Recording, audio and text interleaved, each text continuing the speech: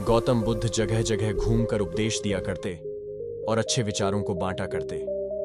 वे लोगों के जीवन के दुखों को दूर किया करते। उनकी बातों को सुनकर लोग बहुत खुश हो जाते, इसीलिए लोग उन्हें बहुत पसंद किया करते थे। लेकिन कुछ ऐसे भी लोग थे जो गौतम बुद्ध से ईर्ष्या करते थे। एक बार गौतम बुद्ध अपने शिष्यों के साथ भ्रमण कर रहे थे कि तभी एक व्यक्ति उनके पास आया और उन्हें उल्टी सीधी गालियां देने लगा और उन्हें ढोंगी बोला।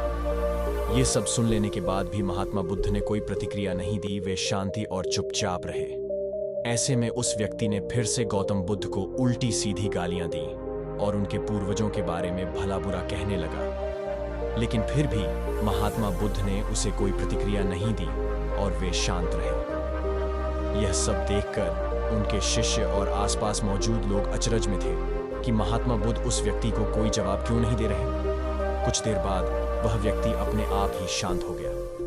उसके शांत हो जाने के बाद बुद्ध ने कहा, अगर कोई हमें तोहफा देता है तो यह हमारे ऊपर है कि उसे हम लेते हैं या नहीं। अगर हम उसे अपना लेते हैं तो वह हमारे पास आ जाता है, वहीं अगर हम उसे नहीं अपनाते तो वह उसी व्यक्ति के पास चला जाता है जिसने वह तोहफा दिया था। उसी प्रकार इस व्यक्ति द्वारा दिया गया अपशब्द स्वीकार करना या ना करना मेरे ऊपर है।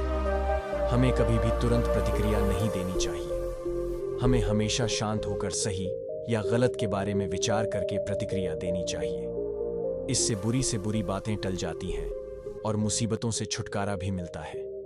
बुद्ध की यह सब बातें सुन लेने के बाद वह व्यक्ति शर्मिंदा हो गया और तुरंत बुद्ध के चरणों में गिर गया और उनसे माफी मांगने लगा। बुद्ध ने उसे माफ किया और भी आगे बढ़ चले।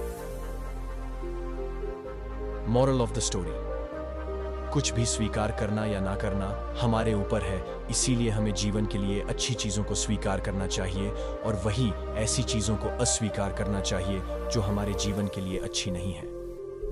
इस कहानी से हमें यह भी सीख मिलती है कि जरूरी नहीं कि दूसरे द्वारा किया गया अपमान सच में आपका अपमान करता हो।